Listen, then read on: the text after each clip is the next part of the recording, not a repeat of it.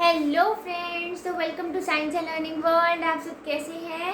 तो आज मैं एक वन शॉट लाई हूँ इलेक्ट्रिक चार्जेस एंड फील्ड का। क्लास 12 का चैप्टर है और ये नीट के लिए, जेई के लिए, आईआईटी के लिए, जो भी एग्ज़ाम ले लो, चाहे बोर्ड के लिए, बहुत इंपॉर्टेंट है। सारी शॉर्ट ट्रिक्स कवर होंगी, सारे फॉर्मूला वन शॉट में कवर होंगे। तो सबसे पहले हम देखते हैं पहला फॉर्मूला इस चैप्टर का। मैं शॉर्ट में एक्सप्लेन भी करती रहूँगी। तो है पहला formula Q plus minus N. तो ये क्वांटाइजेशन का फॉर्मूला है।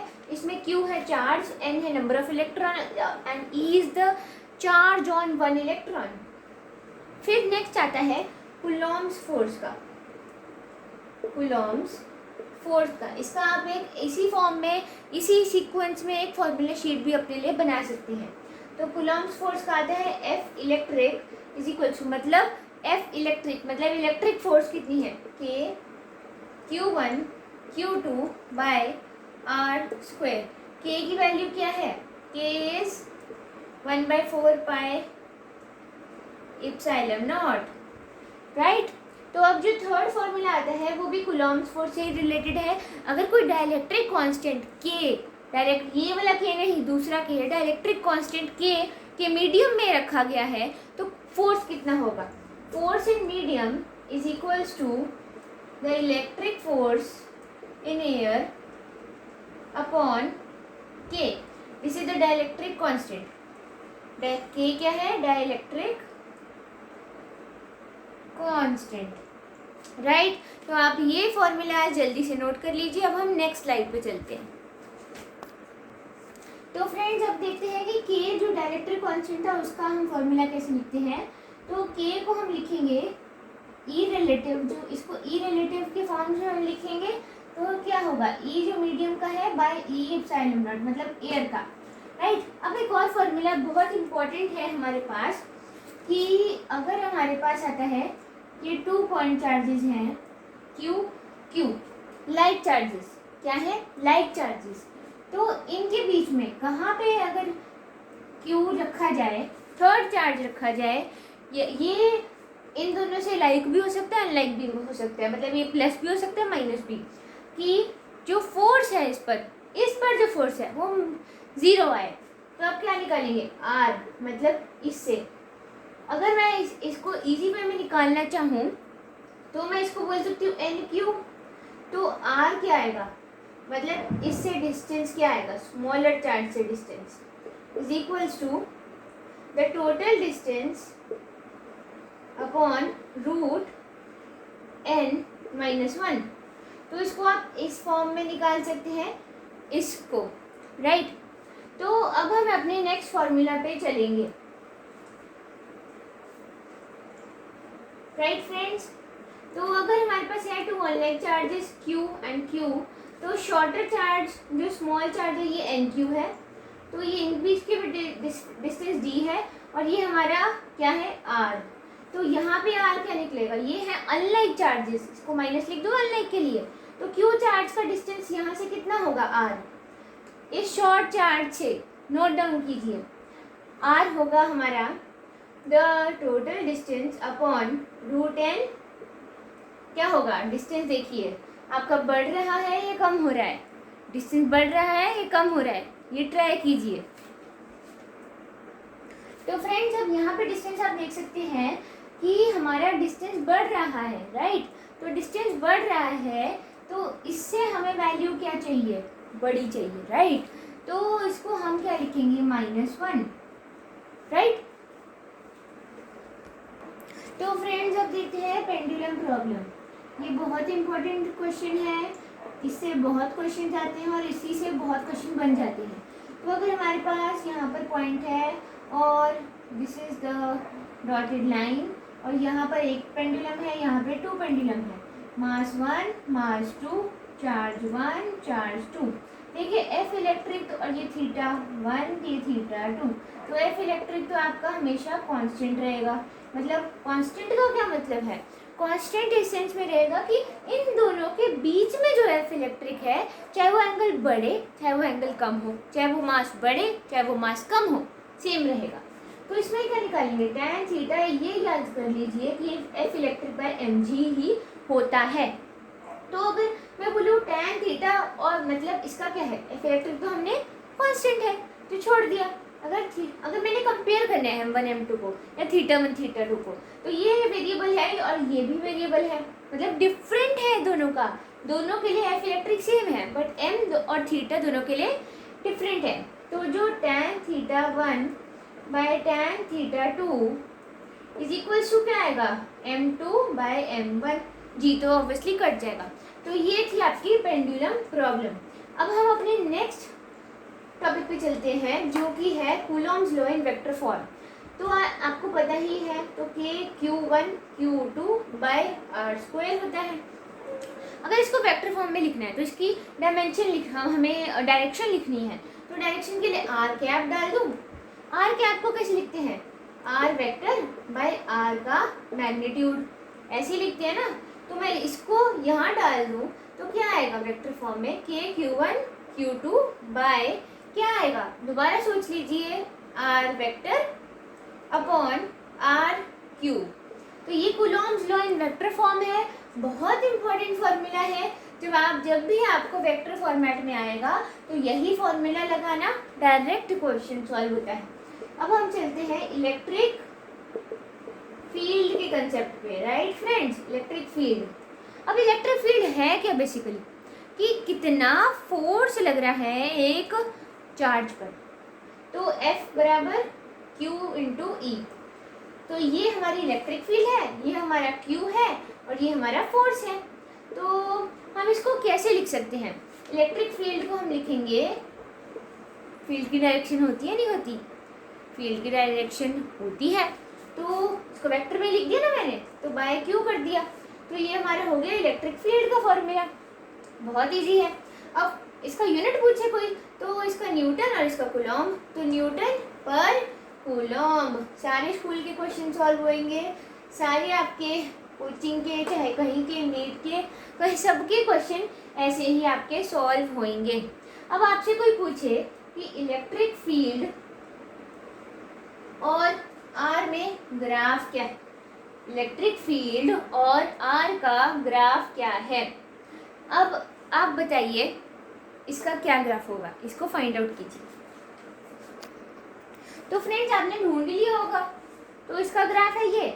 क्यों, कैसे पूछेंगे, तो अगर फोर्स बाय क्यू का आप निकालें तो इलेक्ट्रिक फील्ड का फॉर्मूला क्या आता है, के क्यू स्क्वायर बाय आर, यही आ रहा है ना, K Q by R square. Yes, आप सही हैं, K Q by R square. तो एक्सपोनेंशियली वो इन्वर्सली प्रोपोर्शनल है, तो ये ग्राफ है, राइट। अब नेक्स्ट हम चलते हैं अपने कंटिन्यूस चार्ज डिस्ट्रीब्यूशन क्या है, कि मतलब कोई भी रिंग है, कोई भी लाइन चार्ज है, उस पर कंटिन्यूसली चार्ज डिस्ट्रीब्यूटेड है, कोई लेमडा है, लेमडा मतलब कोई उसके ऊपर चार्ज डेंसिटी है। तो उस फॉर्म में चलते हैं हम। तो रिंग के लिए क्या देखेंगे, रिंग के लिए हम देखेंगे अगर कोई रिंग है उसके इक्वेटोरियल प्लेन जो उसके एक्सिस है उस पर कितना है, उसके सेंटर पर कितना है, राइट फ्रेंड्स। तो इसका एक रिंग का इलेक्ट्रिक फील्ड का सिंपल फॉर्मूला याद कर लीजिए, K Q X by R square plus X square whole 3/2।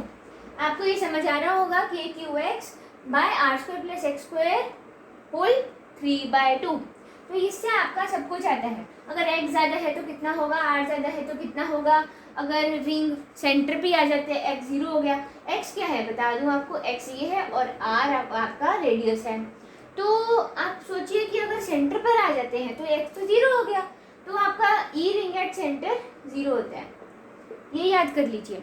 और मैक्सिमम कहाँ होता है, मैक्सिमम इलेक्ट्रिक फील्ड रिंग की कहाँ होती है, r/√2। इसको ढूंढ लीजिए इससे, डिफरेंशिएशन मैक्सिमम मिनिमम के कंसेप्ट से, बट आंसर यही आएगा। तो एक ही क्वेश्चन है, ऐसे ही आता है, तो इस फॉर्म में याद कर लेंगे तो आपका ही फायदा है। तो आप इसको नोट डाउन कीजिए, फिर हम अपने नेक्स्ट टॉपिक पे चलते हैं।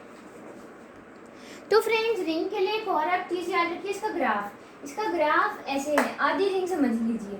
तो सबसे पहले अगर आप शॉर्ट में जाएंगे तो उस फॉर्मूला में आप पुट करके देखेंगे, तो K Q X by R cube, जब x बहुत स्मॉल है r से, और के क्यू बाय एक्स स्क्वेयर, तो ये आपका ग्राफ ऐसे ऐसे बन जाएगा और स्टार्टिंग में आपका ग्राफ ऐसे जा रहा है और यहाँ पे आपका 0 है। तो इससे आप रिंग का ग्राफ भी याद रख सकते हैं। तो अब हम टाइम पीरियड भी देख लेते हैं रिंग में। अगर बहुत पास में है कोई ऑब्जेक्ट, उसको हमने थोड़ा सा हिला दिया तो उसका टाइम पीरियड ऑफ ऑसिलेशन क्या होगा। टाइम पीरियड में हम देखेंगे t is equal to 2 simple oscillation wave की फॉर्मूला से हम इसको देख सकते हैं mr³ बाय k⁵ दोबारा चेक कर लें फिर t is equal to 2 radius, ये मास रिंग का, और k इंटू q और q। फाइन, ये आपका हो गया टाइम पीरियड ऑफ, ये रिंग का नहीं है, ये चार्ज का मास, तो टाइम पीरियड हो गया आपका ऑफ ऑसिलेशन। तो अब हम देखते हैं नेक्स्ट में क्या आता है, हाफ रिंग का कंसेप्ट। हाफ रिंग में कैसे करेंगे, हाफ रिंग में हम देखें तो आता है 2k lambda by r, 2k lambda by r, ये कैसे, और इसका जो डायरेक्शन है ना फ्रेंड्स, यहाँ सेंटर है, इसकी डायरेक्शन ऐसे नीचे की तरफ आती है, 2k lambda by r। Lambda क्या है, लैम्डा बताइए क्या है जल्दी, लैम्डा है q/πr, मतलब जो q चार्ज है पूरी रिंग पर वो कितने पेरीमीटर में डिफरेंशिएटेड है। अब अगर कोई आर्क पूछ ले, इतनी सी आर्क है और इसका ये थीटा है, तो इसका होगा 2k lambda by r sine theta by 2। ये भी रट लीजिए फॉर्मूला, ये बहुत काम आएगा, सच बता दूं। अब हम नेक्स्ट अपने टॉपिक के ऊपर चलते हैं। तो फ्रेंड्स जब नेक्स्ट पे चलते हैं कि अगर कोई इलेक्ट्रिक फील्ड है यूनिफॉर्म इस साइड पर और वाई हमारा इस साइड पर जा रहा है, तो इसका डिफ्लेक्शन का एंगल क्या होगा। इलेक्ट्रिक फील्ड फोर्स लगा रही है उस पर और ये परपेंडिकुलर मूव करना चाह रहा है, तो उसका कितने एंगल से वो डिफ्लेक्ट करेगी। तो tan थीटा क्या है, QE into X upon mu M U square. इसको आप u क्या है, जो उसकी स्पीड वेलोसिटी से वो चलना शुरू किया, और m है उसका चार्ज का मास, q है उसका चार्ज, E है उसका इलेक्ट्रिक फील्ड, एंड x क्या है जितना उसने हॉरिजॉन्टली डिस्प्लेस किया। उसके बाद हम आते हैं इलेक्ट्रिक डाइपोल के कंसेप्ट पर। डाइपोल बहुत क्वेश्चन आते हैं, बहुत कॉमन क्वेश्चन है। अगर डाइपोल कैसे बनता है, -q प्लस q से, और इसकी डायरेक्शन ऐसे लिखते हैं हम -q टू +q। अगर इसको ये इस लाइन को बोलते हैं उसका इक्वेटोरियल प्लेन, और इसको बोलते हैं उसकी एक्सियल प्लेन। इसको एक्सियल प्लेन बोलते हैं, इसको इक्वेटोरियल प्लेन बोलते हैं। अगर इक्वेटोरियल प्लेन पे r डिस्टेंस पर आपसे पूछे कितनी इलेक्ट्रिक फील्ड है, क्या बोलेंगे, kp/r² प्लस a² होल 3/2। और अगर एक्सियल लाइन पर r डिस्टेंस पर पूछ ले तो क्या बोलेंगे, E = 2kp, p वेक्टर में आएगा, और r/r² - a² होल 3/2। और ये जो फॉर्मूला है ना ज़्यादा यूज़ नहीं होता है, इसका जो दूसरा फॉर्म है वो यूज़ होता है। अगर हम बोल दें कि r बहुत छोटा हो गया है, राइट, अगर a जो है उसका हमारा डिस्टेंस है, राइट, a क्या है जो डिस्टेंस है, और आप अगर देख पा रहे हैं तो यहाँ पे r दिया हुआ है और a दिया हुआ है, राइट। आप इन दो फॉर्मूलाज को नोट डाउन कीजिए। अब हम नेक्स्ट इसके दूसरे फॉर्म पे चलते हैं। तो फ्रेंड्स जब इसका दूसरा फॉर्मूला देखते हैं तो इसको हम ऐसे भी लिख सकते हैं कि kp बाय क्या लिखेंगे। अब यहाँ पर आप देख सकते हैं कि जो a है इसका डायपोल की लेंथ है, ठीक है, डायपोल की लेंथ है, और इसको हम आइडियली क्या बोलते हैं, कि ये शॉर्ट होएगा, ठीक है, मतलब -q प्लस चार्ज बहुत पास होंगे। तो -kp को हम इसके साथ क्या लिखेंगे, हम इसको डायरेक्टली ये लिख सकते हैं कि जो a है वो तो 0 को टेंड कर रहा है, तो kp/r³। और सिमिलरली इसको भी लिख सकते हैं 2kp बाय, आप बताइए अब क्या लिखेंगे हम। इसको लिखने के लिए हमारे पास नीचे क्या है, a 0 हो जाएगा तो r³/2।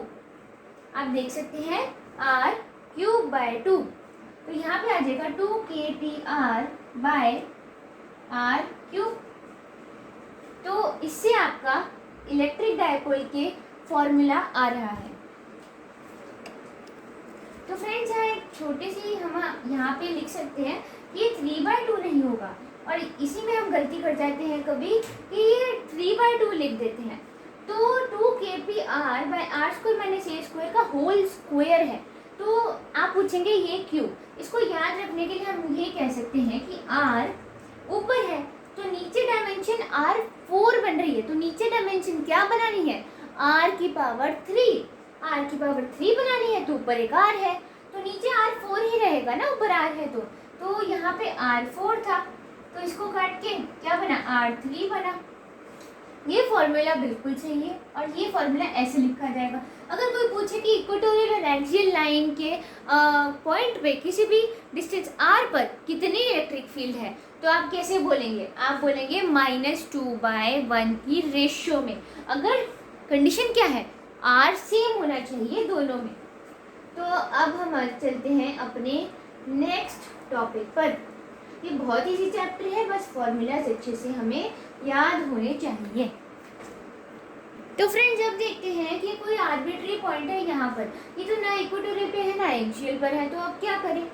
यस, अब हमारा एक और फॉर्मूला आएगा कि जो kp/r³ है, बस करना क्या है? ये थीटा है ना, तो इंटू √3 cos थीटा +1 कर दीजिए। और यहाँ पर क्या आएगा? ये देखिए क्या है, ये जो आप लाइन जा रही है ना सीधी इससे, तो इससे क्या अल्फा एंगल बन रहा है रिजल्टेंट इलेक्ट्रिक फील्ड का, उसका tan अल्फा कितना होगा? हाफ tan थीटा होगा। अगर कोई पूछे कि इलेक्ट्रिक डायपोल के कोई एक्सिस पर अगर कोई पॉइंट चार्ज को छोड़ दे बहुत पास, तो उसका ओमेगा क्या होगा? Omega is Pe/1। आपको मैं दोबारा बता दूं कि मैं कहना क्या चाह रही हूँ। अगर कोई इलेक्ट्रिक फील्ड है, सपोज ऐसे, ये यूनिफॉर्म इलेक्ट्रिक फील्ड है। अब कोई, ये हमारा डायपोल है, ये हमारा डायपोल है। अगर मैं इसको थोड़ा सा टिल्ट कर दूँ, ये पेन है, इसको मैं थोड़ा सा ऐसे कर दूँ, तो ये दोबारा हिल कर इलेक्ट्रिक फील्ड के अलॉन्ग ही अलाइन हो जाएगा। ये लॉ है, इसको समझ लीजिए। तो इसका ओमेगा क्या होगा? फ्रीक्वेंसी हल्का सा डिस्प्लेस करा तो ऊपर नीचे करता रहेगा, क्योंकि हमने कोई वेलोसिटी तो दे ही दी है। तो वो क्या होगा? Pe/I। P क्या है? डायपोल मोमेंट, और E क्या है? Electric field. I क्या है? आप बताइए क्या है I? तो फ्रेंड्स I है यहाँ पे मोमेंट ऑफ इनर्शिया। ठीक है, तो ये फॉर्मूला आपका 11 से रिलेटेड है थोड़ा सा। अब हम चलते हैं हमारे टॉर्क के फॉर्मूला पे। टॉर्क क्या है? डायपोल मोमेंट और इलेक्ट्रिक फील्ड का क्रॉस प्रोडक्ट, क्योंकि ये Pe sin थीटा है। अब कोई मैं ऐसे ले लूँ इलेक्ट्रिक फील्ड, और ये ऐसे ही रख दिया मैंने अपना जो इलेक्ट्रिक डायपोल है, उसको थीटा मैंने 0 पे रखा है, तो यहाँ पे टॉर्क भी नहीं लग रही। और अगर मैं थोड़ा सा हिला दूँ तो क्या होगा? टॉर्क नहीं लगेगी, और उसका जो फोर्स है वो भी इस पर नहीं लगेगा, क्योंकि इलेक्ट्रिक फील्ड है यूनिफॉर्म। अगर यूनिफॉर्म इलेक्ट्रिक फील्ड नहीं है तो केस अलग बनेगा। तो टॉर्क नहीं लग रही और फोर्स भी नहीं लग रहा। अगर मेरी इलेक्ट्रिक फील्ड है ऐसे, और मैं इसको रख दूँ थीटा = 180 पे, तो टॉर्क, और अगर हल्का सा डिस्प्लेस कर दूँ तो ये घुमा के कहाँ ले आएगा उसे? वापस इधर की तरफ। ऐसे है तो ऐसे घूम जाएगा, तो टॉर्क लग रही है, बट फोर्स तो हमारा 0 ही है, क्योंकि इलेक्ट्रिक फील्ड है यूनिफॉर्म। -q पे जितना लगेगा उस, और +q पर भी उतना ही लगेगा। अब हम चलते हैं वर्क के फॉर्मूला पे, फिर चलेंगे फ्लक्स के फॉर्मूला पे। फ्लक्स के बाद हमारा आएगा गॉस लॉ, और उसके बाद लाइन चार्ज और ये सब। तो वर्क के फॉर्मूला पे चलते हैं। तो वर्क का सिंपल सा फॉर्मूला है -Pe cos θ2 - cos θ1। सजेस्ट करूँगी कि इसी फॉर्मूला को याद रखिए, बाकी फॉर्मूलाज याद रखेंगे तो कंफ्यूज हो जाएंगे। तो कॉस, हम जो रेफरेंस लेवल है ना 0 मानते हैं, उसको 90 मानते हैं, तो ये 90 इज़ द रेफरेंस लेवल, ये भी बता देती हैं। और यहाँ पे जो वर्क है -Pe cos θ2 - cos θ1, and this is the delta U also. Work is equal to delta U, हमें पता है ना। ठीक है, और जो work done by conservative force है, ये तो एक्सटर्नल का वर्क हो गया, अगर work done by conservative force पूछे तो वो माइनस डेल्टा यू हो जाएगा। पता है ना, ग्रेविटेशन पढ़ा ही होगा या फिर लॉज ऑफ मोशन पढ़ा होगा। तो यहाँ पे आप ये देख सकते हैं cos थीटा 2 क्या है कि जो फाइनल एंगल बन रहा है डायपोल मोमेंट का इलेक्ट्रिक फील्ड से और जो इनिशियल एंगल बन रहा है डायपोल मोमेंट का इलेक्ट्रिक फील्ड से, उसका हम डिफरेंस कर रहे हैं cos के टर्म्स में, राइट। अब हम अपने चलते हैं, और ये तो आपको पता ही होगा कि work done bye all forces change in kinetic energy, ये तो वर्क एनर्जी पावर के थ्योरम्स वगैरह में से सब कुछ आ जाता है। अब चलते हैं फ्लक्स। फ्लक्स क्या है? फ्लक्स तो आपको पता ही है ई डॉट डी है कि कितने इलेक्ट्रिक फील्ड लाइंस आपकी पास हो रही हैं गिवन एरिया से, तो ई डॉट बी ए, तो इसको लिख सकते हैं ई ए कॉस थीटा। अब ये ए कॉस थीटा क्या है कि जो इलेक्ट्रिक फील्ड है ना वो एरिया के वेक्टर से कितना बना रही है। अगर मेरा ऐसे है कोई प्लेन तो एरिया वेक्टर यहाँ है और इलेक्ट्रिक फील्ड यहाँ है, तो आप देख सकते हैं कि जो प्लेन है उससे तो 0 है बट एरिया वेक्टर से 90 है, तो जो वेक्टर से बना रही है हमें उस थीटा को यहाँ लेना है। ये बहुत कॉमन मिस्टेक है और सबसे होती है, आप इसको नोट डाउन कीजिए। हम अपने नेक्स्ट टॉपिक पे चलते हैं। तो फ्रेंड्स अब देखते हैं गॉस लॉ। गॉस लॉ में क्या आता है कि कोई भी अगर सरफेस है उसके अंदर कितना चार्ज है तो उसका फ्लक्स कितना होगा। फ्लक्स हम सीधा निकाल सकते हैं Q bye epsilon not, simple निकाल सकते हैं Q बाय एप्सिलॉन नॉट। अगर कोई पूछे इलेक्ट्रिक फील्ड का पॉइंट चार्ज क्या है तो K बाय आर स्क्वायर याद कर लीजिए। तो आपका ये वाला आपका उसका ग्राफ बनेगा इस फॉर्म में, ठीक है, कहीं भी टच नहीं हो रहा, याद रखिए। और अगर पूछे हॉलोस्फीयर का, हॉलोस्फीयर जब तक कि अंदर ना जाओ हॉलोस्फीयर के तो बाहर रहो तो पॉइंट चार्ज की तरह ही होता है, अगर अंदर चले गए तो इलेक्ट्रिक फील्ड 0। और अगर सॉलिड स्फीयर है तो उसके अंदर भी होती है, बाहर भी होती है, सरफेस पर भी होती है। तो K by R square outside और K आर मतलब डिस्टेंस कितना है सेंटर से, और बाय आर क्यूब मतलब जो रेडियस का क्यूब है। तो ये उसका आपका ग्राफ बनेगा सॉलिड स्फीयर के लिए, और ये आपका ग्राफ बनेगा हॉलोस्फीयर के लिए, और ये आपका ग्राफ बनेगा पॉइंट चार्ज के लिए। ग्राफ को याद रखिए, डायरेक्ट क्वेश्चन आता है। अब हम चलेंगे इनफाइनाइट लाइन चार्ज, ठीक है। इनफाइनाइट लाइन चार्ज में आप लेमडा को याद रखिए बस, 2k लेमडा बाय आर उसका फॉर्मूला होता है। जैसे इनफाइनाइट लाइन चार्ज है तो उसमें प्लस चार्ज कोई है, तो इनफाइनाइट जो लाइन चार्ज होता है उससे r डिस्टेंस पर डिपेंड करता है। तो इसका क्या है 2k लेमडा बाय आर, और लेमडा क्या है जो टोटल चार्ज है अपॉन द लेंथ। आप यहाँ आपको तो लेंथ पता ही नहीं, आप कहेंगे आपको कैसे पता लेंथ क्या है, तो इसमें हम जो लेमडा है डायरेक्ट दिया हुआ होता है। तो अब आपके पास आता है ग्राफ ई आर का, सेम देखिए क्या आ रहा है इनवर्सली प्रोपोर्शनल टू आर, तो उसका भी ऐसे ही सेम ग्राफ आएगा जो पॉइंट चार्ज और का आ रहा है। हॉलोस्फीयर के ग्राफ में आप एक चीज़ नोट जरूर कीजिए कि मैंने जो हॉलोस्फीयर का ग्राफ बनाया था वो कुछ पॉइंट तक छोड़ा था, तो मतलब अंदर जब आर मतलब रेडियस तक नहीं पहुंच जाता या सरफेस तक नहीं पहुंच जाता तो उसका 0 रहता है, तो यहाँ से वो इन्वर्सली चला जाता है। तो अब हम अपने नेक्स्ट टॉपिक पे चलते हैं। तो फ्रेंड्स अब चलते हैं last topic of the chapter finally. तो नॉन कंडक्टिंग शीट के लिए फॉर्मूला क्या होता है, sigma by epsilon naught, where sigma is the surface charge density. अब देखेंगे मैंने एक मिस्टेक करी है यहाँ, आप फाइंड आउट कीजिए। वो ये है कि यहाँ पर 2 आता है। अब इसका आंसर आपको इसके बाद मिलेगा। कंडक्टिंग शीट का होता है सिग्मा बाय एप्सिलॉन नॉट। अब आप पूछेंगे ये इसका नॉन कंडक्टिंग का हाफ क्यों है कंडक्टिंग से, क्योंकि देखिए जब नॉन कंडक्टिंग शीट है इतनी प्लेन होती है कि उसका सरफेस हम 2 साइड नहीं लेते, उसका सरफेस हम 1 साइड ही लेते हैं। बट यहाँ पर क्या होता है, जो सरफेस होता है वो डबल हो जाता है, थोड़ी सी थिक होती है, तो वो डबल साइड का हम सरफेस लेते हैं। तो आप इस पॉइंट को याद रखिए। अब लास्ट पॉइंट आता है कि अगर हमारे पास ये शेल है और आउटर शेल है, इस शेल पर +q चार्ज है, इस शेल पे 3q चार्ज है, तो रिजल्टेंट ये दोनों कंडक्टिंग शेल्स और हॉलो हैं, तो रिजल्टेंट इस शेल पर कितना चार्ज होगा। इस सेल पर चार्ज होएगा 4Q। आप पूछेंगे आपको कैसे पता? ये जो इंडक्शन का प्रोसेस होता है ना, उससे ये निकलता है, बट ये एक शॉर्ट ट्रिक है जिससे आप सीधा निकाल सकते हैं। तो अब एक और हमारे पास प्लेट्स का आ जाता है। तो जो प्लेट्स का कंसेप्ट है वो हम नेक्स्ट चैप्टर में पढ़ेंगे, बट वो रिलेटेड इसी से था, ट्रिक थी वो।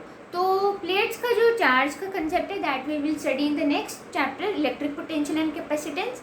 तो उसका वन शॉट भी ज़रूर देखिए। और अगर आपको ये वन शॉट हेल्प करता है, अगर ये फॉर्मूलाज वन शॉट में सारे इंपॉर्टेंट आपको हेल्प करते हैं, then please do like, subscribe and share, and do share with your friends, and do join my Telegram group, and if you have any doubts then post there.